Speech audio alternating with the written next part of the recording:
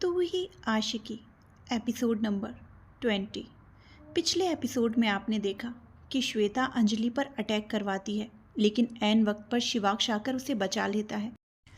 वहीं अगले दिन सब लोग कॉलेज ट्रिप के लिए निकलते हैं, जिसमें शिवाक्ष अंजलि के साथ ही बस में बैठकर जाता है। अब देखते हैं आगे। शिवाक्ष अपने कदम उसके नज़दीक बढ़ाते हुए बोला, सॉरी? What sorry? क्या करूं मैं तुम्हारे सॉरी का? नाक तोड़कर सॉरी बोलने से बच जाओगी क्या? उसे आगे बढ़ता देख अंजलि पैर पीछे लेने लगी और कुछ ही कदम चलकर पीछे बस से उसकी पीठ लग गई। शिवाक्ष उसके नज़दीक आकर खड़ा हो गया और उसके दोनों ओर बस से अपने हाथ टिका दिए। अब आगे। शिवाक्ष आंखें छोटी करके उसे घूरने लगा। अंजलि इनोसेंसी से उसे देखने लगी और उसने चेहरा झुका लिया। शिवाक्ष ने उसकी चिन पर हाथ रखकर उसका चेहरा ऊपर किया। अंजलि ने नज़रें चुराते हुए बोली, सॉरी बोलकर उसने अपने कानों को हाथ लगा लिया। शिवाक्ष ने सर्द लहजे में कहा, तुम्हारे सॉरी से मेरा दर्द कम नहीं होगा। यू हैव टू पे फॉर इट। अंजलि आंखें बड़ी बड़ी करके उसे देखने लगी। शिवाक्ष ने अपने नाक से उसकी नाक को छू लिया। अंजलि ने आंखें बंद कर लीं। शिवाक्ष अपनी नाक फिसलाते हुए उसके गाल को ले जाने लगा कि इतने में दोनों को किसी के चलने की आवाज़ सुनाई देने लगी। अंजलि ने जल्दी से आंखें खोली और चेहरा घुमा लिया। तभी उसने देखा कि श्वेता वहाँ आई थी। शिवाक्ष को अंजलि के इतना करीब देखकर उसका दिमाग घूमने लगा। उसने गुस्से से मुट्ठी बना ली और फिर गला साफ करने लगी। फिर ऐसा दिखाने लगी मानो उसने कुछ देखा ही ना हो और बेझिझक उन दोनों की ओर आ गई। अंजलि ने देखा कि शिवाक्ष जैसे का तैसा ही खड़ा था। श्वेता के वहाँ आने से उसे कोई फर्क नहीं था। अंजलि ने उसके सीने पर हाथ रखकर उसे खुद से दूर किया तो शिवाक्ष भी दूर हट गया। श्वेता उनके पास आई और शिवाक्ष को देखते हुए बोली, शिवाक्ष तुम यहाँ पर हो और मैं तुम्हें कब से ढूंढ रही हूँ। बोलकर उसने गुस्से से भरी नज़र अंजलि पर डाली। शिवाक्ष ने बिना उसकी तरफ देखे पूछा, क्यों? तुम मुझे क्यों ढूंढ रही हो? श्वेता उसे देखकर मुस्कुराते हुए बोली, वो सब लोग आग के पास बैठे हैं तो प्रिंसिपल मैम ने सबको वहाँ पर इकट्ठा होने के लिए कहा है। कह रही हैं कि सब लोग साथ ही रहो, कहीं कोई गायब ना हो जाए, अनजान जगह है ना। शिवाक्ष ने सिर हिलाया और बोला, ठीक है, तुम चलो, हम आते हैं, अभी कुछ हिसाब बाकी है। बोलकर शिवाक्ष अंजलि की ओर देखने लगा। अंजलि ने नज़रें झुका ली और वहाँ से जाने की कोशिश करते हुए बोली, इट्स ओके शिवाक्ष, बाद में आ जाएंगे, मैं चलती हूँ ना मैम के पास, उनको इतना हिसाब करने देते हैं। बोलकर वो जाने लगी तो शिवाक्ष ने उसका हाथ पकड़ लिया। श्वेता ने अपने सामने शिवाक्ष को ऐसी हरकत करते देखा तो वो गुस्से से कांपने लग गई। शिवाक्ष बोला, हिसाब तुम्हारे साथ ही तो करना है। अंजलि ने सुना तो आंखें मूंद ली। तभी राजीव वहाँ आ गया और बोला, चलो यार, प्रिंसिपल मैम बुलाए जा रही हैं, जितने आए थे सबको इकट्ठा होने का बोला है। अंजलि ने अपनी कलाई घुमाई तो शिवाक्ष ने उसका हाथ छोड़ दिया। राजीव ने शिवाक्ष के कंधे पर हाथ रखा तो शिवाक्ष उसके साथ चल दिया। उसने अंजलि को देखा तो आंखों से इशारा करके उसे आने को कहा। अंजलि भी उसके साथ जाने लगी तो श्वेता ने उसे हाथ पकड़कर रोक लिया। अंजलि उसकी ओर देखने लगी। श्वेता उसका हाथ पकड़कर उसे बस के दूसरी तरफ ले गई और हाथ छोड़कर उसे दूर झटकते हुए बोली, तुम अपनी हरकतों से बाज नहीं आओगी ना? अंजलि ने उसे शांत भाव से देखते हुए कहा, लेकिन मैंने ऐसी क्या हरकत की जो आपको इतना गुस्सा आ रहा है? ना मैंने आपको कुछ कहा, ना मैंने आपके साथ कुछ किया। जहाँ तक रही पिछले कल की बात, तो मेरे सैंडल आपके सिर पर लगी, उसके लिए मैं आपसे माफ़ी मांगती हूँ। माफ़ी? My foot. बोलकर श्वेता दांत पीसने लगी और अपना गुस्सा कंट्रोल करते हुए बोली, उस बात का गुस्सा तो अलग है, लेकिन फ़िलहाल मुझे तुम्हारी और ही हरकतों पर गुस्सा आ रहा है। तुम शिवाक्ष के नज़दीक जाने का कोई मौका नहीं छोड़ती हो ना? अंजलि ने कुछ नहीं कहा, वो खामोश रही। श्वेता आगे बोली, मैं पहले दिन से तुम्हारी नज़र पहचान गई थी। तुम्हारा शिवाक्ष के इर्द गिर्द घूमने से ही पता चल रहा था कि तुम उसे अपने जाल में फंसाने का सोचने लगी थी। लेकिन एक बात बता दूँ, शिवाक्ष तुम्हें पसंद नहीं करने वाला। जब उसने मेरे जैसी क्लासी लड़की को भी आंख भरकर देखा तक नहीं, तो तुम तो हो ही क्या? बोलकर श्वेता तंज से मुस्कुरा दी। अंजलि ने गहरी सांस ली और बोली, अच्छा, तो आपको इस बात से प्रॉब्लम है कि शिवाक्ष मेरे नज़दीक आ रहे हैं? लेकिन मैंने उनसे कभी नहीं कहा कि वो मेरे करीब आएं, या फिर मैं खुद कभी उनके करीब नहीं गई। अगर हमारे बीच में नज़दीकियाँ बढ़ी हैं तो इसकी वजह हमारा इमोशनली एक दूसरे से कनेक्ट होना है। बात सिर्फ इतनी सी है कि शिवाक्ष मेरे गम को समझते हैं और उससे भी बड़ी बात मेरी रिस्पेक्ट करते हैं, इसीलिए मेरे दिल में भी उनके लिए रिस्पेक्ट है। श्वेता ने बोरियत भरे लहजे में कहा, ओह प्लीज़, अपना ये रिस्पेक्ट का राग अलापना बंद करो। और आखिर ऐसा भी क्या हो गया जो इतनी रिस्पेक्ट आ गई तुम्हारे दिल में उसके लिए? फॉर योर काइंड इन्फॉर्मेशन, मैं तुम्हें बता दूं कि शिवाक्ष बहुत डोमिनेटिंग है और हमेशा अपनी चलाना जानता है। और अगर तुम उसके नज़दीक आती भी हो तो तुम्हें उसकी हाँ में हाँ मिलानी होगी। एक तरह से तुम उसकी गुलाम बनकर रहोगी, और अगर तुमने उसकी बात नहीं मानी तो वो तुम्हें एक झटके में तुम्हारी औकात दिखा देगा। अंजलि खामोश उसे देखती रही। श्वेता उसके इर्द गिर्द घूमते हुए बोली, अच्छा चलो, एक बात बताओ, ऐसा क्या हुआ है जिसमें शिवाक्ष ने तुम्हारा गम बांट लिया हो? अब ये मत कहना कि उसने तुम्हें गुंडों से बचाया है। बोलकर श्वेता उसके सामने आकर खड़ी हुई और उसे ऊपर से नीचे तक देखने लगी। अंजलि ने उसके चेहरे को देखा और बोली, अंदाजे में ही सही, लेकिन आपने बिल्कुल सही समझा। उन्होंने मुझे गुंडों से बचाया था। और सिर्फ यही एक बात नहीं है, और भी इंसिडेंट हुए हैं जिसमें उनकी पर्सनैलिटी को मैं समझी हूँ। वो डोमिनेटिंग है, मैं जानती हूँ। श्वेता ने बेहुदा सी हंसी पास की और बोली, ओह, तो आप समझी। तुम्हें उसकी नौकरानी बनने में कोई प्रॉब्लम नहीं है। आफ्टर ऑल तुम्हें तो सिर्फ उसका पैसा चाहिए ना। उसका पैसा देखकर तो तुम कुछ भी करने को तैयार हो जाओगी। सारा खेल ही पैसों का है। अंजलि को उसकी बात बहुत गिरी हुई लगी। वहीं श्वेता का लहजा भी बहुत ज़्यादा गंदा था। अंजलि कुछ बोलने लगी कि इतने में श्वेता ने उसे बोलने से रोकते हुए कहा, एक बात तुम्हें बता दूं, जैसे शिवाक्ष ने तुम्हें बचाया वैसे ही उसने मुझे भी बचाया था। और उसके बाद मुझे भी लगा था कि वो मुझे पसंद करता है, लेकिन उस दिन के बाद से उसने कभी मेरी तरफ नहीं देखा। तो अगर तुम सोच रही हो कि तुम कोई खास हो, तो ऐसा कुछ नहीं है। जब तक मुझे नहीं देख रहा तो तुम्हें तो क्यों ही देखेगा। बोलकर श्वेता तेज़ कदमों से वहाँ से निकल गई। अंजलि कुछ कहना चाहती थी, लेकिन श्वेता बिना रुके वहाँ से जा चुकी थी। अंजलि कहीं खोई हुई सी वहीं खड़ी रही और जाती हुई श्वेता को देखती रही। तभी किसी ने अचानक से उसके कंधे पर हाथ रखा तो अंजलि घबराकर पीछे मुड़कर देखने लगी। पीछे माही खड़ी थी। घबराहट की वजह से अंजलि की सांसें तेज चलने लगी थीं। माही ने उसे घबराते देखा तो शांत कराते हुए बोली, अरे घबराओ नहीं, मैं हूँ, सॉरी, ऐसे अचानक से डरा दिया। अंजलि ने गहरी सांस ली और बोली, इट्स ओके। बोलकर वो हल्का सा मुस्कुरा दी। माही ने जाती हुई श्वेता को देखा और बोली, देखो अंजलि, मैंने तुम्हारी और श्वेता की बातें ज़्यादा तो नहीं सुनी, लेकिन जितनी भी सुनी तो मुझे लगा कि मैं काफ़ी कुछ गलत था। मैं शिव को काफ़ी वक्त से जानती हूँ और इसमें कोई शक नहीं कि श्वेता भी उसे उतने ही वक्त से जानती है, लेकिन सबका अपना एक अलग नज़रिया होता है। और श्वेता ने तुम्हें जो भी कहा, मेरे नज़रिए में वो सही नहीं है। बोलकर माही कुछ पल रुकी और अंजलि के एक्सप्रेशंस को पढ़ने की कोशिश करने लगी। अंजलि के चेहरे को देखकर वो समझ गई कि अंजलि उसकी बातें सुनना चाहती है। वो आगे बोलने लगी, शिवाक्ष एक बहुत अच्छा लड़का है। मैंने कभी नहीं देखा कि वो बाकी लड़कों की तरह कभी भी किसी लड़की के साथ रहा हो या बेफिजूल में बातें करने लगा हो, लेकिन तुम्हारे आने के बाद मैंने उसमें बदलाव देखे हैं। जिसने किसी को अटेंशन नहीं दी, उसे मैंने तुम्हें निहारते देखा है।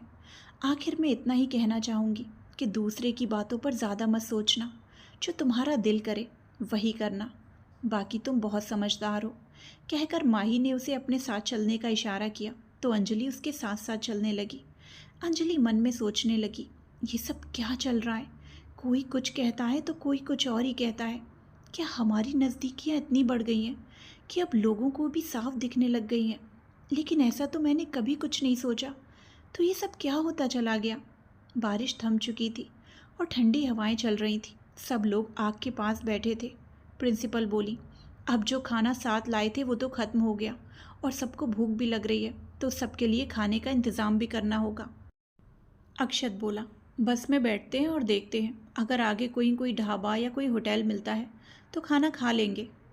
इस पर ड्राइवर बोला, ये जहाँ हम खड़े हैं ये कॉलेज ग्राउंड है और स्कूल के पिछली तरफ कैंटीन है। पक्का तो नहीं कह सकता कि इतनी रात तक खुला होगा या नहीं, लेकिन अगर खुला होगा तो काम बन जाएगा। ड्राइवर ने कहा तो प्रिंसिपल बोली, अगर ऐसा है तो अच्छा ही हो जाएगा, सब यहीं पर खा लेंगे और फिर निकल जाएंगे। बोलकर उन्होंने अक्षत और शिवाक्ष को देखा। शिवाक्ष बोला, ऑल राइट। हम लोग देख कर आते हैं। उसके ये कहते ही राजीव और अक्षत भी उसके साथ चल दिए। तीनों वहाँ से चले गए तो प्रवीण अंजलि को देखने लगा। तभी उसकी नज़र सड़क से जाते कुछ लड़कों पर पड़ी। प्रवीण जल्दी से उनकी ओर चला गया।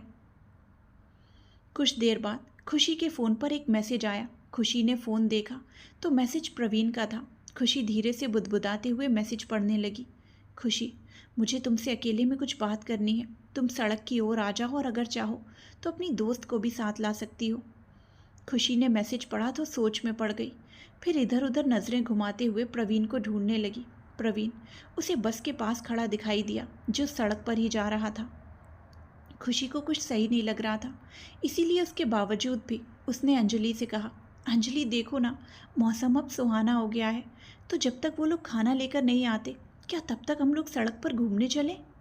अंजलि ने आसपास देखते हुए कहा, खुशी, अनजान जगह है, हम इस जगह के बारे में नहीं जानते कि आसपास कैसे लोग रहते हैं और ना ही हमें ये पता है कि यहाँ पर आसपास कौन से जानवर घूमते हैं। ऐसे में सब कुछ छोड़कर घूमने निकल जाना मुझे सही नहीं लग रहा।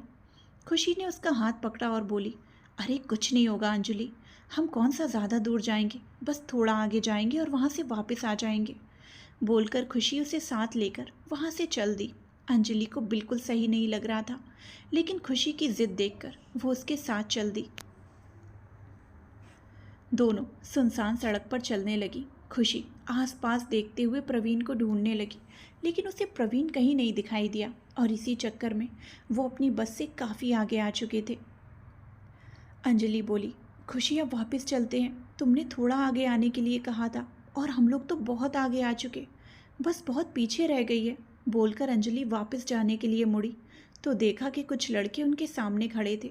खुशी ने अपने हाथ में पकड़ी टॉर्च को उन लड़कों के चेहरे पर लगाते हुए कहा, कौन हो तुम लोग? हमारे कॉलेज के तो नहीं लग रहे। तभी एक लड़का बोला, अरे तो क्या हुआ, अगर तुम्हारे कॉलेज के नहीं है तो जान पहचान तो हम लोग बढ़ा ही सकते हैं ना, दोस्ती तो हम भी कर सकते हैं। अंजलि ने लड़के का मदोशी भरा लहजा महसूस किया तो खुशी का हाथ कसकर पकड़ लिया और बोली, चलो खुशी। दोनों जाने लगी तो लड़के उनके रास्ते में आकर खड़े हो गए और उनके इर्द गिर्द घेरा बना लिया। फिर गाने लगे, तुझको देखा तो ये जाना सनम, प्यार होता है दीवाना सनम।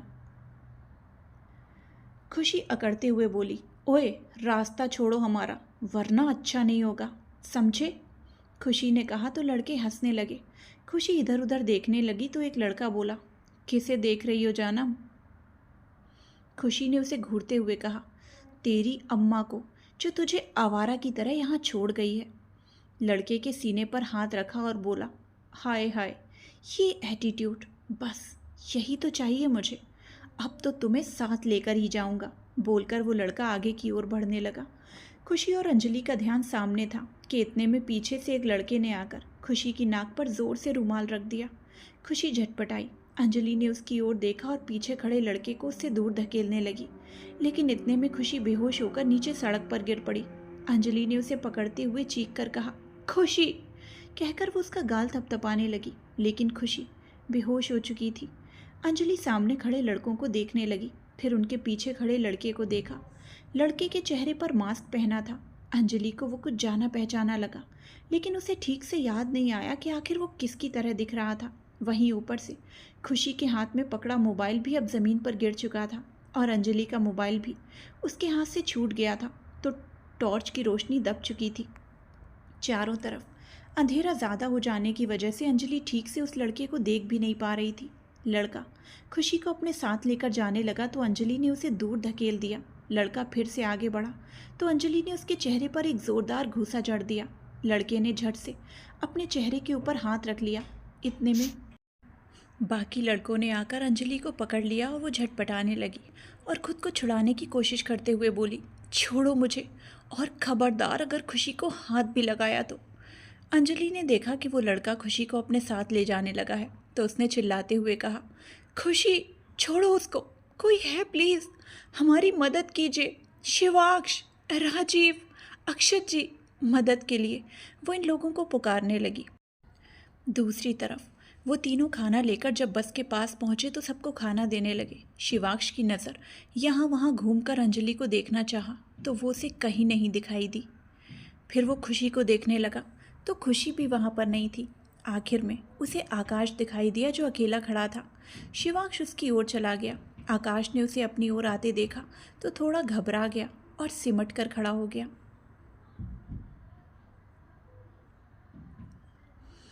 दोस्त कहाँ है तुम्हारी? पूछते हुए शिवाक्ष आकाश को एकटक देखने लगा। आकाश यहाँ वहाँ देखते हुए बोला, पता नहीं, मैं भी काफ़ी वक्त से उन दोनों को ढूंढ रहा हूँ। पता नहीं दोनों बिना बताए कहाँ चली गई। मैंने ढूंढा लेकिन वो यहाँ कहीं नहीं है। शिवाक्ष ने सुना तो आंखें छोटी करके उसे देखने लगा और चौंकते हुए बोला, व्हाट? पर वो दोनों यहाँ से कहाँ जा सकती हैं? सबको कहा गया था कि एक साथ रहें और यहाँ पर ही रहें। इसके बावजूद भी वो दोनों कहाँ निकल गई? बोलते हुए उसके चेहरे पर परेशानी के भाव घिर आए। वो आसपास देखने लगा, फिर जाकर बस के अंदर ढूंढने लगा, लेकिन उसे वो दोनों कहीं नहीं मिली। शिवाक्ष बस से नीचे उतरा तो उसे हल्की सी चीख की आवाज़ सुनाई दी। आवाज़ सड़क की ओर से आई थी। वो जल्दी से सड़क की ओर भाग गया। अक्षत ने उसे भागते देखा तो वो भी उसके पीछे चला गया। वहीं अंजलि छूटने की कोशिश कर रही थी, लेकिन उन लोगों से छूटना उसके बस में नहीं था। उसने एक बार फिर से शिवाक्ष और अक्षत का नाम पुकारा तो अक्षत की कई बातें उसके दिमाग में चलने लगी। ज़िंदगी में बहुत से पल ऐसे आते हैं जब आपको लोगों की ज़रूरत होती है, लेकिन आपके पास कोई नहीं होता। सामने वाले को खुद को कमज़ोर बनाने का मौका नहीं देना चाहिए। अंजलि ने आंखें बंद की और फिर जब दोबारा से खोली तो उसकी आंखों में एक कॉन्फिडेंस था कि वो अपनी मदद खुद कर सकती है। उसने पूरी ताकत से पीछे की तरफ अपना सिर मारा। पीछे खड़े लड़के की नाक में उसका सिर लगा तो उसकी पकड़ अंजलि पर से ढीली पड़ गई। उसके बाद अंजलि को खुद को उन लोगों से छुड़ाने में देर नहीं लगी। जल्दी ही वो उन लोगों की पकड़ से छूट गई और दूर जाकर खड़ी हो गई। मास्क वाला लड़का अब तक खुशी को लेकर वहाँ से जा चुका था। अंजलि को समझ नहीं आया कि आखिर वो लड़का खुशी को लेकर कहाँ चला गया। लड़के उसकी ओर बढ़ने लगे तो अंजलि ने ज़मीन पर पड़ा हुआ डंडा हाथ में उठा लिया और उन सबकी ओर देखने लगी। अंधेरे में उसे उन लोगों के चेहरे तो नहीं दिखाई दे रहे थे, लेकिन उनका साया साफ देख सकती थी जो इसकी ओर ही बढ़ रहा था। अंजलि उनके चंगुल से छूट गई तो एक लड़का बोला, अरे क्या कर रहे हो तुम लोग? एक पतली सी लड़की नहीं पकड़ी जा रही तुमसे? पकड़ो उसे, बच के नहीं जानी चाहिए। अंजलि ने नफरत से भरकर उन लोगों की तरफ देखा और मन में बोली, हे भोलेनाथ, खुशी की रक्षा करना। पता नहीं ये लोग उसे कहाँ लेकर चले गए। बोलते हुए उसने अपने हाथ आपस में बांध लिए, फिर गुस्से से उन लोगों से बोली, कहाँ लेकर गए हो खुशी को? देखो अगर उसको कुछ भी हुआ ना तो तुम लोग बचोगे नहीं।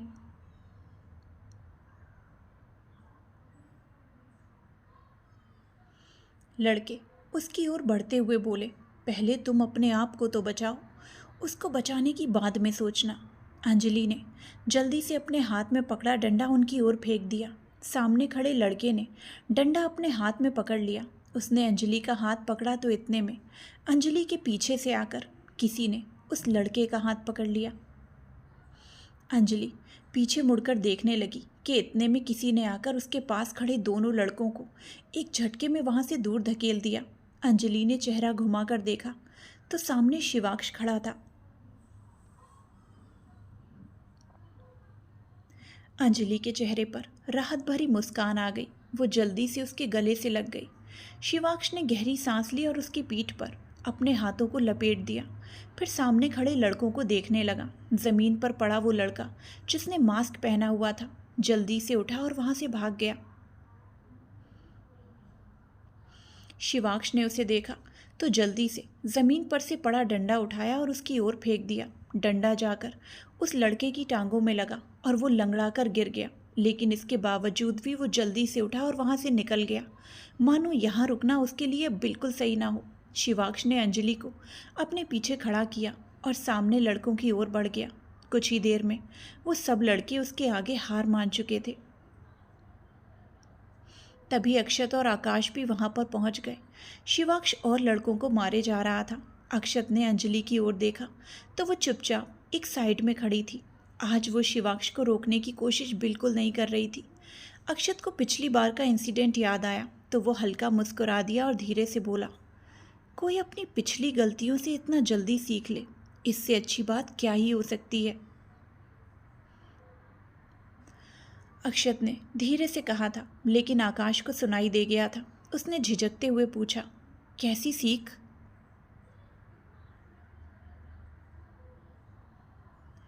अक्षत ने उसकी ओर देखा और कुछ पल रुक के बोला, तुम्हें बड़ा इंटरेस्ट आ रहा है मेरी बातों में। आकाश झेंप गया और चुपचाप खड़ा हो गया।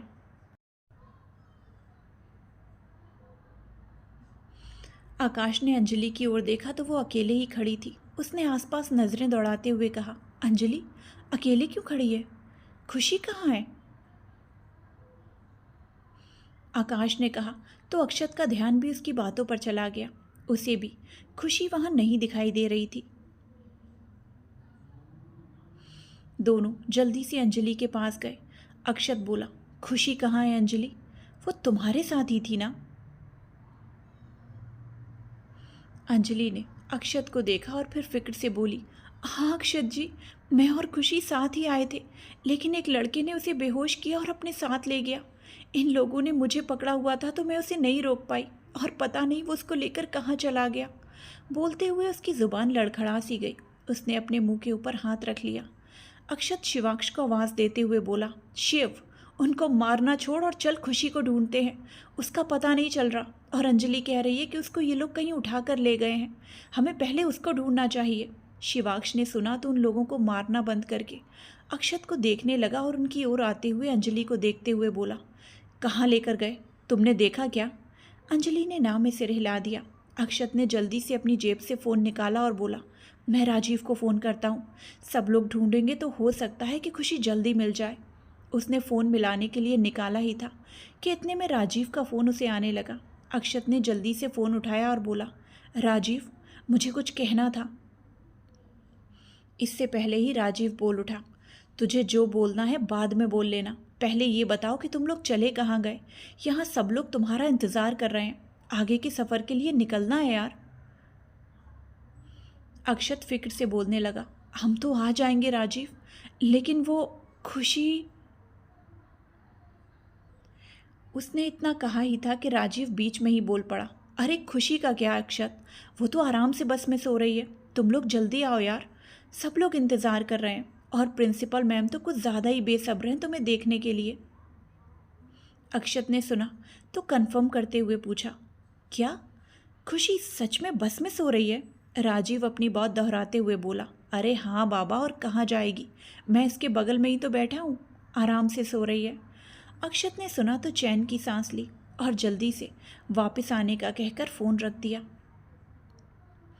अक्षत ने सबको बताया कि खुशी बस में सो रही है तो अंजलि हैरान रह गई और बोली, लेकिन ऐसा कैसे हो सकता है? मैं और खुशी तो साथ में यहाँ पर आए थे और मेरे सामने ही वो लड़का उसे बेहोश करके ले गया, तो फिर खुशी बस में कैसे आई? और अगर उस लड़के को खुशी को बस में ही छोड़ना था तो वो उसे बेहोश करके क्यों लेके गया? बोलते हुए अंजलि काफ़ी परेशान दिखाई दे रही थी। अक्षत बोला, ये सब जो भी हुआ है, जैसे भी हुआ, इसके बारे में बाद में बात करेंगे। फिलहाल बस की ओर चलते हैं, सब लोग इंतज़ार कर रहे हैं। अक्षत ने कहा तो शिवांश बोला, तुम दोनों चलो, हम आते हैं। अक्षत ने सिर हिलाया और जाने लगा। तभी आकाश असमंजस में बोला, कौन दोनों चल रहे हैं और कौन दोनों रुक रहे हैं?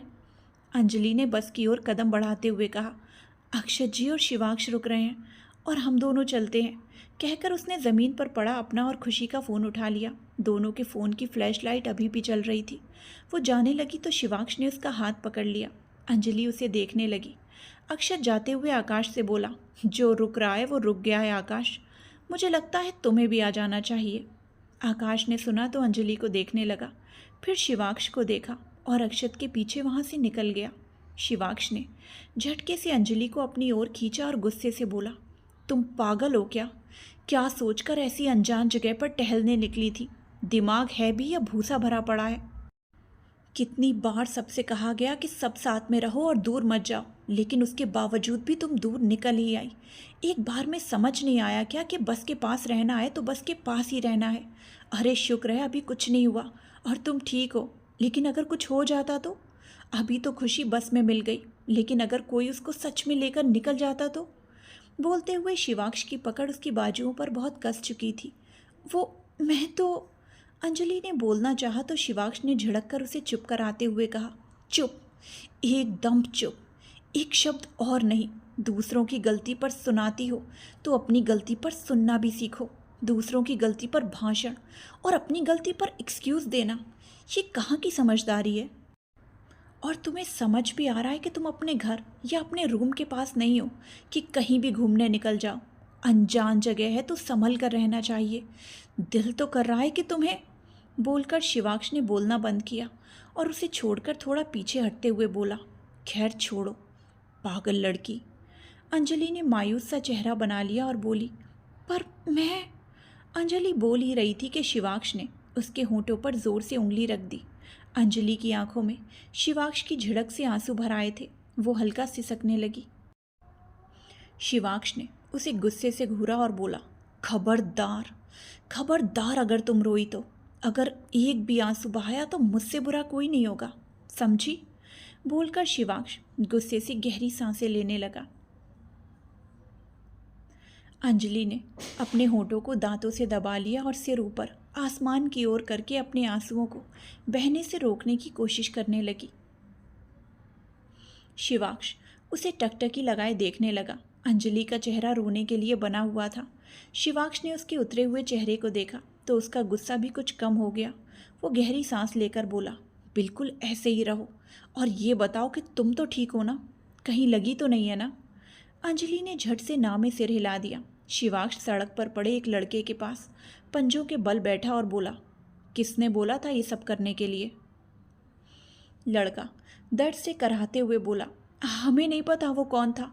उसके चेहरे पर मास्क लगा था। उसने हमें पैसे दिए और हमने उसका काम करना चाहा। इसके अलावा हमें नहीं पता कि वो कौन था। शिवाक्ष ने झटके से उसका सिर छोड़ दिया और सोच में पड़ गया। फिर अंजलि का हाथ पकड़ा और उसे साथ लेकर निकल गया। अंजलि बिना कुछ कहे उसके साथ चल दी। शिवाक्ष गुस्से में था, ये बात साफ जाहिर थी। अंजलि उसका गुस्सा देख भी सकती थी और महसूस भी कर पा रही थी। बस के पास आकर प्रवीण ने अपने चेहरे के ऊपर से मास्क हटाया और अपनी टांग को सहलाने लगा। फिर खुद से ही धीरे से बोला, उफ, कितनी जोर से मारा है, पता नहीं कैसे वहाँ पर पहुँच गया। अरे कुछ वक्त तक उसको परेशान करने के बाद मैं उसको बचाने वाला था ताकि उसकी नज़रों में अच्छा बन जाऊं, लेकिन इस शिवाक्ष ने सब कुछ बिगाड़ दिया। बोलते हुए वो बस के अंदर चढ़ा और खुशी को देखने लगा जो बेहोश थी। फिर अपनी सीट पर बैठते हुए बोला, दिखने में जितनी पतली, उठाने में उतनी ही भारी। इसको यहाँ तक लाने और सबसे छुपते हुए बस के अंदर लेटाने में तो मेरी सारी मेहनत बेकार चली गई। कहकर वो सीट से सिर लगाए आंखें बंद करके बैठ गया। दोनों साथ में बस में आए तो देखा कि आखिर की सीट पर राजीव खुशी का सिर अपने कंधे पर रखे हुए बैठा था और उसकी दूसरी तरफ आकाश सिकुड़ कर बैठा हुआ था, मानो राजीव से दूरी बनाई हो। अंजलि खुशी के पास आई और कुछ पल उसे देखने लगी। बस में बहुत से स्टूडेंट्स ने अपनी सीट चेंज कर ली थी। शिवाक्ष ने दो लड़कों को सीट से उठाया और कहीं और एडजस्ट करने को कह दिया। लड़का बोला, पर हम लोग यहाँ पहले बैठे थे तो ये जगह हमारी है। शिवाक्ष ने उसे घूरा और गुस्से से बोला, क्या तुम्हें नहीं लगता कि तुम्हें उठ जाना चाहिए? बिना किसी सवाल के। शिवाक्ष का सर्द लहजा सुनकर लड़का चुप हो गया। दोनों जल्दी से खड़े हो गए। तभी राजीव हंसते हुए बोला, ये हुई ना बात, अभी तक की ट्रिप में तुम दोनों बहुत आराम से पूरी जगह पर बैठे हुए थे। अब बेटे, दोनों एक सीट पर एडजस्ट करो। राजीव के कहने पर दोनों का मुंह बन गया, लेकिन वो उल्टा कोई जवाब नहीं दे पाए। शिवाक्ष ने अंजलि को खिड़की वाली साइड बिठाया और खुद उसके बगल में बैठ गया। अंजलि खिड़की से बाहर देखते हुए सोच में पड़ गई। मुझे ऐसा क्यों लग रहा है कि ये सब कुछ मुझे फंसाने के लिए किया गया था, वरना अगर वो लोग यूं ही आते, हमें परेशान करने वाले होते, तो वो खुशी को बस में क्यों छोड़कर जाते? शिवाक्ष उसके लिए लाए हुए स्नैक्स उसकी ओर बढ़ाते हुए बोला, लो खा लो, भूख लगी होगी। बोलते हुए वो खुद भी खाने लगा। अंजलि ने उसकी ओर देखा और फिर स्नैक्स लेते हुए खाने लगी। दोनों ने कोई बात नहीं की। सुबह 4 बजे बस अपनी डेस्टिनेशन पर पहुंचकर रुक गई। सभी स्टूडेंट्स जल्दी से बस से नीचे उतर गए। सामने एक सुंदर सा फार्म हाउस था। वो ज़्यादा बड़ा तो नहीं था, लेकिन काफ़ी सुंदर था। वहीं उसके आसपास की जगह काफ़ी बड़ी थी और दूर दूर तक हरी घास फैली हुई थी। वहीं फार्म हाउस के एक तरफ हरी घास के ऊपर कुछ कैनवस के कैंप लगाए गए थे। शिवाक्ष अंजलि के ऊपर ढलकर सोया हुआ था, तो अंजलि भी वहीं बैठी हुई थी। उसने शिवाक्ष को उठाया नहीं। कुछ देर बाद शिवाक्ष की नींद खुली तो उसकी नज़र अंजलि के चेहरे पर पड़ी। कुछ पल उसे देखकर वो मुस्कुरा दिया। अंजलि के चेहरे पर अभी भी फिक्र थी। शिवाक्ष ने उसका हाथ पकड़ा और बोला, कहाँ खोई हो? उसकी आवाज़ सुनकर अंजलि उसकी ओर देखने लगी। कहीं नहीं, अंजलि ने सहजता से जवाब दिया। अंजलि खड़ी हुई और वहाँ से जाते हुए बोली, अक्षत जी कहकर गए थे कि जब आप उठ जाएं तो आपको उनके पास जाने का कह दूं। तो चलिए। शिवाक्ष ने उसका हाथ पकड़ा और बोला, वो तो मैं चला ही जाऊंगा।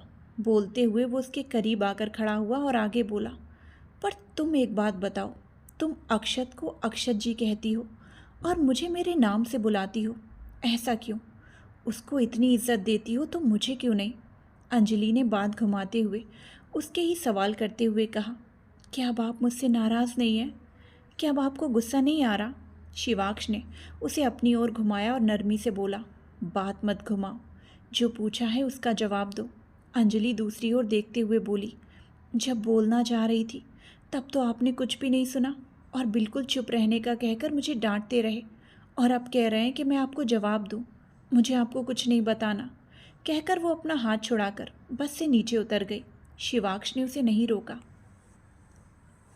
अंजलि खुद से बड़बड़ाते हुए बोली, ये सही है, पहले जी भरकर डांटो और फिर पूछो कि दूसरों को इतनी इज्जत क्यों देती हो और मुझे क्यों नहीं।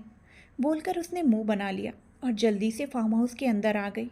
शिवाक्ष बस से नीचे उतरा तो सामने प्रवीण आता दिखाई दिया। वो थोड़ा लंगड़ा कर चल रहा था और उसके एक तरफ का गाल भी सूजा हुआ था। वो शिवाक्ष के सामने से गुजरने लगा तो शिवाक्ष बोला, टांग में क्या हुआ है? लंगड़े होकर क्यों चल रहे हो? प्रवीण ने अपनी टांग को देखा और बोला, तुमसे क्या मतलब? मुझे जो मर्जी हुआ हो। शिवाक्ष ने जेब में हाथ डाले और सर्द लहजे में बोला, अगर ये चोट कल रात की वजह से लगी होगी तो मेरा शक सही निकला, तो फिर तू चलने लायक नहीं बचेगा, ये बात याद रख। प्रवीण अजीब तरीके से मुस्कुराया और बोला, कैसा शक? और इन सब बातों से धमकाना चाह रहे हो? शिवाक्ष ने गहरी सांस ली और बोला, धमकी समझ या चाहे कुछ और, पर मैं बस तुझे आने वाले कल की एक झलक दिखाना चाहता हूँ। और शक कैसा है वो तू जानता ही होगा, तो मैं टाइम वेस्ट नहीं करना चाहता। कहकर शिवाक्ष वहाँ से निकल गया। प्रवीण थोड़ा हड़बड़ा सा गया था और साथ ही साथ थोड़ा घबराया हुआ भी था, लेकिन शिवाक्ष के सामने उसने अपनी घबराहट को जाहिर नहीं होने दिया। शिवाक्ष को उस पर शक होने लगा है, ये बात वो समझ रहा था। शिवाक्ष के जाने के बाद उसने अपने माथे पर आई हल्की पसीने की बूंदों को साफ किया और फिर बड़बड़ाते हुए बोला, एक ने मुंह पर घूंसा मारा है और दूसरे ने टांगों में डंडा, और ऊपर से धमका भी रहा है। लेकिन प्रवीण कुमार इतनी जल्दी हार मानने वालों में से नहीं है। जो मुझे करना है वो मैं करके रहूँगा, और जो मुझे चाहिए उसे भी मैं पा कर ही रहूँगा। बोलते हुए उसने जाते हुए शिवाक्ष को देखा और वहाँ से निकल गया। अंजलि बिना फुटवेयर के हली घास में चल रही थी। सुबह सुबह मौसम बहुत अच्छा था। बारिश के बाद की हल्की ठंड थी और पक्षियों के चहचहाने की आवाज़ चारों तरफ से सुनाई दे रही थी। चारों तरफ का नज़ारा बहुत प्यारा था। अंजलि शांत मन से सब निहारे जा रही थी और उस प्यारे नज़ारे को आंखों में भर रही थी। ठंडी हवाओं के झोंके उसे छूने लगे तो वो एक जगह पर ही रुक गई। तभी प्रवीण हाथ में चाय का ग्लास लेकर उसके पास आया। अंजलि अचानक से पीछे की ओर मुड़ी तो प्रवीण से टकरा गई। प्रवीण के हाथ में पकड़ा गर्म चाय का ग्लास उसके हाथ के ऊपर को ही छलक उठा। प्रवीण चिल्ला दिया, आह! अंजलि ने फिक्र से उसे देखा और बोली, सॉरी प्रवीण, मुझे नहीं पता था कि तुम पीछे ही खड़े हो। बोलते हुए उसने प्रवीण के हाथ को देखा। गर्म चाय गिरने की वजह से वो लाल पड़ चुका था। मैं अभी आती हूँ, कहकर अंजलि जल्दी से फार्म हाउस के अंदर चली गई। प्रवीण अपने हाथ पर फूंक मारता हुआ वहीं खड़ा रहा। अंजलि जल्दी से कुछ बर्फ के टुकड़े लेकर आई और प्रवीण के हाथ पर मलने लगी। प्रवीण मुस्कुरा दिया, फिर सिसक उठा। अंजलि अब और आराम से बर्फ लगाने लगी और बोली, माफ़ करना प्रवीण, मैंने बिल्कुल नहीं देखा था कि तुम पीछे से आ रहे हो। तुम मुझे भी अपना दोस्त मानती हो ना अंजलि? बोलते हुए प्रवीण उसके चेहरे को देखने लगा। अंजलि ने उसके हाथ की तरफ देखा और बोली, मैं आपसे पहले भी कह चुकी हूँ प्रवीण, आप मुझे दोस्त समझ सकते हैं। प्रवीण बोला, मैं तो समझता हूँ अंजलि, लेकिन तुम ही मुझे दोस्त नहीं समझती। तभी तो पिछली रात जब राजीव मुझसे बहस कर रहा था तो तुमने मेरे सपोर्ट में कुछ भी नहीं कहा, और मैं तो तुम्हारे लिए सबसे लड़ने को तैयार होता हूँ, लेकिन इसके बावजूद तुम्हारी तरफ से मेरे लिए ऐसी कोई दोस्ती नहीं है। अंजलि ने आंखें बंद की और सहज भाव से बोली, मैं उस वक्त क्या कहती प्रवीण, वो आपकी और राजीव की बात चल रही थी। राजीव भी मेरे दोस्त हैं, तो मैं उनके अगेंस्ट कैसे चली जाती। प्रवीण ने बोरियत भरे एक्सप्रेशन बनाए और मन में बोला, बड़ा आया दोस्त। बोलकर उसने चेहरे पर मुस्कान बिखेरी और अपना हाथ अंजलि की ओर बढ़ाते हुए बोला, खैर जो हुआ सो हुआ, पर क्या आज के बाद हम दोनों अच्छे दोस्त बन सकते हैं। अंजलि ने कुछ सोचा और फिर अपना हाथ प्रवीण की ओर बढ़ा दिया। प्रवीण ने उसका हाथ पकड़ा और हैंडशेक कर लिया, फिर दांत दिखाकर मुस्कुरा दिया। अंजलि ने अपना हाथ पीछे लेना चाहा, लेकिन प्रवीण ने नहीं छोड़ा। अंजलि ने थोड़े ज़ोर से खींचा तो प्रवीण ने झट से हाथ छोड़ा और बोला, ओह सॉरी, वो दोस्ती होने की खुशी में कहीं खो सा गया था। अंजलि ने सिर हिला दिया और वहाँ से निकल गई। प्रवीण उसे जाते हुए देखता रहा, फिर वहीं बने बेंच पर बैठ गया। वो अपने घुटने को देखने लगा कि तभी किसी की आवाज़ उसके कानों में पड़ी, बेचारा। प्रवीण ने नज़रें उठाकर देखा तो सामने श्वेता खड़ी थी। श्वेता उसके बगल में आकर बैठते हुए बोली, क्या फ़ायदा हुआ ऐसा काम करने का जिसमें सारी चोट खुद को ही लगा ली। बेचारा अब लंगड़ाते हुए चल रहा है। प्रवीण के चेहरे के भाव सख्त हो गए। उसने सर्द भाव से कहा, क्या मतलब है तुम्हारा। प्रवीण के सवाल पर श्वेता जवाब देते हुए बोली, मतलब ये है कि तुम्हारी चाल काम नहीं आई, बल्कि तुम्हारे ही ऊपर उल्टी पड़ गई। शुक्र मनाओ कि शिवाक्ष ने तुम्हें देखा नहीं, वरना अभी चलने के लायक नहीं होते तुम। प्रवीण ने भौहें तानते हुए पूछा, क्या तुम मुझ पर नज़र रखे हुए थी। श्वेता तिरछा मुस्कुराई और उसके चेहरे को देखते हुए बोली, वो क्या है ना, जब भी मेरे सामने कुछ मेरे मतलब का काम होता है तो मैं उसे देख ही लेती हूँ। पिछली रात मैंने देखा था जब तुम खुशी को लेकर बस में छोड़ने आए थे। मैंने तुम्हारी मेहनत भी देखी थी, कितनी मुश्किल से उठाकर ला रहे थे उसे, और सबसे छुपाते हुए लाने में तो और ज़्यादा मेहनत लगती है। पर अगर वहाँ मैं नहीं होती तो शायद तुम्हें कोई ना कोई तो देख ही लेता। वो मैं ही थी जिसने उस वक्त वहाँ पर किसी को नहीं आने दिया, क्योंकि मैंने अंजलि और खुशी को सड़क की ओर जाते देखा था, और फिर तुम खुशी को लेकर आ रहे थे तो मैं समझ गई कि अंजलि के साथ कुछ ना कुछ करने का इरादा है तुम्हारा, और इसीलिए मैंने तुम्हारी मदद की। प्रवीण ने सवालिया नज़रों से उसे देखा और बोला, लगता है बहुत नफरत करती हो तुम अंजलि से। श्वेता गुस्से से एक एक शब्द चबाते हुए बोली, मेरी नफरत को बहुत का नाम मत दो। वो इतनी ज़्यादा है कि इन शब्दों से उसका पता नहीं चल सकता। वो मुसीबत मेरी ज़िंदगी में बहुत मुश्किलें ला रही है। मेरी सबसे कीमती चीज़ पर उसने नज़र डाली है, और मुझे ये बिल्कुल भी बर्दाश्त नहीं है। प्रवीण ध्यान से उसकी बातें सुनने लगा। प्रवीण ने कुछ पल उसके गुस्से और नफरत से भरे चेहरे को देखा और कुछ सोचते हुए बोला, पहले मुझे तुम पर शक था, लेकिन अब तुम्हारी हरकतों से लगता है कि तुम ये सब मुझे परेशान करने या अपने दोस्त का बदला लेने के इरादे से नहीं, बल्कि अपने मकसद को पूरा करने के लिए मेरे साथ मिलकर काम करना चाहती थी। श्वेता ने अदा के साथ कहा, श्वेता तिवारी अपने मकसद से ही सब काम करती है। मुझे जनसेवा करने का शौक़ नहीं है। दूसरों के लिए मैं क्यों बदले लेती फिरूं। प्रवीण उसकी अदाओं को देखते हुए बोला, वो तो मैं समझ गया, अपने मकसद के लिए तो तुम कुछ भी कर सकती हो। तो ठीक है, अगर तुम चाहती हो कि हम दोनों साथ मिलकर अपना काम करें तो हम साथ आ सकते हैं। श्वेता तंज से मुस्कुराई और बोली, कम ऑन प्रवीण, अब मैं नहीं चाहती बल्कि तुम यही चाहते हो, क्योंकि जिस तरह की तुम्हारी हरकतें हैं उन सब से तो तुम्हारा कुछ नहीं होने वाला। जो चाल तुमने चली उस तरह की चालों से तो तुम्हारा कुछ नहीं हो सकता। तो अब तुम्हें लगता है कि तुम्हें मेरी ज़रूरत है और इसीलिए तुम अब मुझसे हाथ मिलाना चाहते हो, पर तुम्हारे बिना भी मैं अपना काम कर सकती हूँ। फ़र्क इतना होगा कि मेरे तो ठीक है, आगे क्या करना है वो तुम्हें कुछ वक्त में बता दूंगी। बोलकर श्वेता उठी और वहाँ से निकल गई। प्रवीण उसे जाते हुए देखता रहा और अपने सीने पर हाथ रखते हुए खुद से बोला, कितनी खतरनाक चीज़ है यार, और पता नहीं क्यों ऐसी चीज़ों पर मेरा दिल आ जाता है। प्रवीण प्रवीण प्रवीण, क्या कर रहा है तू? संभाल खुद को। कैसा दिल है तेरा, हर किसी पर आ जाता है। अगर अंजलि पसंद नहीं आती तो पक्का मेरी नज़र में यही होती, पर अंजलि की बात अलग है और अभी मुझे वही चाहिए, तो अभी मुझे तुम्हारा साथ मंजूर है श्वेता तिवारी, बोलकर उसने अजीब सी मुस्कान चेहरे पर बिखेर ली। वहीं दूसरी ओर अंजलि खुशी को ढूंढ रही थी, लेकिन काफ़ी ढूंढने के बाद भी उसे खुशी नहीं मिली। आखिर में अंजलि बाहर ही खड़ी होकर उगते सूरज को देखने लगी। तभी शिवाक्ष उसके बगल में आकर खड़ा हो गया और बोला, थोड़ी इज्जत हमारे नाम भी कर दीजिए। अंजलि उसकी ओर देखने लगी, फिर वहाँ से जाने लगी तो शिवाक्ष ने उसका हाथ पकड़ लिया और गहरी सांस लेकर बोला, किस बात की नाराज़गी है? क्या तुम्हें नहीं लगता कि तुम गलत थी? अंजलि ने मुंह फुलाया और नाराज़गी से बोली, बेशक मैं गलत थी, लेकिन आपको मुझे भी तो बोलने देना चाहिए था। डांटने के बाद आपने बिल्कुल ही चुप करा दिया। शिवाक्ष ने आवाज़ में नरमी लाकर कहा, अच्छा चलो बोलो, क्या बोलना था? अंजलि ने एक नज़र उसे देखा और नाराज़गी से ही बोली, जाइए रहने दीजिए, अब मुझे कुछ नहीं बताना, कहकर उसने चेहरा घुमा लिया। शिवाक्ष कुछ नहीं बोला।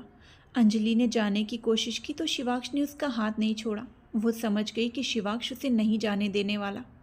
अंजलि अपने सामने की ओर देखते हुए बोली, क्या आपको नहीं लगता कि इसमें मेरी गलती होने से ज़्यादा उन लोगों की गलती थी जिन्होंने ये सब प्लान किया था? क्या आपको नहीं लगता कि एक सोची समझी साजिश थी? शिवाक्ष ने एक गहरी सांस ली और बोला, बहुत जल्दी समझ आ गया तुम्हें? अंजलि ने उसके चेहरे को देखा और हैरानी से बोली, क्या आपको भी ऐसा ही लगता है? शिवाक्ष ने सिर हिलाया और बोला, इसमें लगने वाली कौन सी बात है? ये तो साफ साफ दिख रहा है ये सब कुछ तुम्हें फंसाने के लिए किया गया था, वरना खुशी को बस में छोड़कर जाना उन लोगों की जिम्मेदारी नहीं थी। लेकिन खुशी बिल्कुल सही सलामत बस में मिली, तो इससे साफ पता चलता है कि जिसने भी ऐसा किया वो सिर्फ तुम्हारे लिए किया है, और वो हमारे बीच में से ही कोई है। अंजलि सोच में पड़ गई और बोली, पर मेरी तो किसी से दुश्मनी नहीं है, तो फिर हमारे बीच में से कोई ऐसा कैसे कर सकता है? उस गाड़ी वाले इंसिडेंट के बाद ये लगातार दूसरा इंसिडेंट है, किसी को मुझसे ऐसी नफरत कैसे हो सकती है? बोलकर अंजलि चुप हो गई। शिवाक्ष ने उसके चेहरे को देखा और मन में बोला, हो ना हो ये उस प्रवीण का ही किया धरा है। मैंने कल रात को एक लड़के को डंडा मारा था जो उसकी टांग में लगा था, और आज ये प्रवीण लंगड़ा कर चल रहा है। अंजलि भी ज़मीन को देखते हुए मन में खुद से बोली, मुझे नहीं पता कि कौन है जो मुझसे इतनी नफरत करता है, लेकिन जहाँ तक मुझे लगता है तो श्वेता ये काम कर सकती है। मुझे संभल कर रहना चाहिए। शिवाक्ष ने अंजलि को खामोश देखा तो बोला, ज़्यादा मत सोचो अंजलि, जो भी होगा सामने आ जाएगा, और जिस पल सामने आएगा उस पल उसका क्या होगा वो मैं भी नहीं जानता। बस इतना जानता हूँ कि तुम्हें डरने की ज़रूरत नहीं है। बस अनजान जगह पर अकेले घूमने मत निकला करो, और रात में तो बिल्कुल नहीं, समझी? शिवाक्ष ने कहा तो अंजलि के दिल को अपने आप ही एक राहत मिल गई कि वो वाकई में सेफ है। उसने सिर हिला दिया। शिवाक्ष ने उसका हाथ छोड़ा और बोला, जाओ। अंजलि वहाँ से जाने लगी तो शिवाक्ष ने आवाज़ लगाई, सुनो। अंजलि रुकी और पीछे मुड़कर उसे देखने लगी। मेरे नाम में जी क्यों नहीं लगाती हो? शिवाक्ष ने पूछा तो वो खामोश रही। शिवाक्ष उसके सामने आकर खड़ा हो गया और बोला, बोलो। पता नहीं, जो ज़ुबान पर आया मैंने बोल दिया। अक्षत जी के लिए अपने आप ही जी निकल जाता है, मुझे नहीं पता क्यों। बोलकर अंजलि चुप हुई तो शिवाक्ष बोला, हम दोनों में इतना फ़र्क क्यों? क्या तुम मुझे कभी जी कहकर नहीं बुलाओगी? अंजलि ने सुना तो उसे देखते हुए पूछा, और आप मुझसे जी क्यों सुनना चाहते हैं? शिवाक्ष ने सोचा, लेकिन इस सवाल का उसके पास कोई जवाब नहीं था। उसने एक और सवाल करते हुए पूछा, क्यों? तुम जी कहकर नहीं बुला सकती क्या? अक्षत जी के लिए अपने आप ही जी निकल जाता है, एक इज्जत का भाव अपने आप ही आ जाता है, लेकिन आपके लिए शुरुआत से ही जी ज़ुबान पर नहीं आया तो मैं नहीं बोल पाती। अंजलि ने कहा तो खुशी की आवाज़ उसके कानों में पड़ी जो उसका ही नाम पुकार रही थी। मैं चलती हूँ, कहकर अंजलि वहाँ से जाने लगी तो शिवाक्ष गुनगुनाते हुए बोला, पल भर के लिए कोई इज्जत से बात कर ले, झूठी ही सही। शिवाक्ष ने गुनगुनाया तो अंजलि के चेहरे पर प्यारी सी मुस्कान आ गई। उसने पलटकर नहीं देखा और जल्दी से वहाँ से निकल गई। कुछ आगे आकर उसने अपने दिल पर हाथ रखा जो बहुत ज़ोरों से धड़के जा रहा था। उसने गहरी सांस लेते हुए कहा, ये कैसा एहसास होने लगा है और ये क्यों होने लगा है? पहले ख्वाब आने लगे थे और अब बातें भी धड़कनें बढ़ा देती हैं। क्या सब लोगों की बातों की वजह से दिमाग में ये ख्याल चलने लगे हैं? काफ़ी वक्त से सब यही कह रहे हैं कि मैं और शिवांश नज़दीक आने लगे हैं। तो हो सकता है कि यही बातें अब इन एहसासों की वजह बनने लगी हों। खुद के ही ताने बाने में उलझी अंजलि अपने आप में ही बोले जा रही थी कि इतने में खुशी ने उसके कंधे पर कोहनी टिकाते हुए गुनगुना कर कहा, धीरे धीरे दिल बेकरार होता है, होते होते होते प्यार होता है। अंजलि उसकी ओर देखने लगी। खुशी ने उसे आंख मार दी। अंजलि थोड़ा झेंप सा गई। खुशी अपनी भौहें ऊपर नीचे करते हुए बोली, क्या चल रहा है? जो मैंने बोला था वो सच लगने लगा है ना? बोलो बोलो। अंजलि के गाल सुर्ख गुलाबी हो चुके थे। वो कुछ नहीं बोल पाई और इधर उधर देखने लगी। खुशी मुस्कुराई और बोली, अरे वाह, मतलब मैं बिल्कुल सही समझी। नाना करते प्यार, उन्हीं से कर बैठी। बोलकर खुशी उसके गाल को पिंच करते हुए हिलाने लगी। अंजलि मुंह बनाकर उसे देखने लगी और बोली, ऐसा वैसा कुछ नहीं है खुशी, तुम ना ज़्यादा मत सोचा करो। तुम्हारा ही असर है कि अभी उनकी नॉर्मल बातें भी। बोलकर अंजलि रुक गई। खुशी एक्साइटमेंट से आंखें बड़ी करके उसे देखते हुए जल्दी से बोली, क्या क्या? नॉर्मल बातें भी क्या? अंजलि ने उसकी एक्साइटमेंट देखी तो उसे घूरते हुए बोली, कुछ नहीं, मुझे भूख लगी है, मैं कब से तुम्हें ढूंढ रही थी। यहाँ पर कैंटीन होगा क्या? मतलब खाना तो मिलेगा ही ना? खुशी ने उसका हाथ पकड़ा और उसे अपने साथ ले जाते हुए बोली, हाँ हाँ भाई, भाई ने बोला है अभी पास के होटल से खाना बनकर आ जाएगा, तब तक हम लोग नहा लेते हैं, पर पहले कैंप के अंदर चलते हैं। खुशी बोलते हुए उसे साथ लेकर चली गई।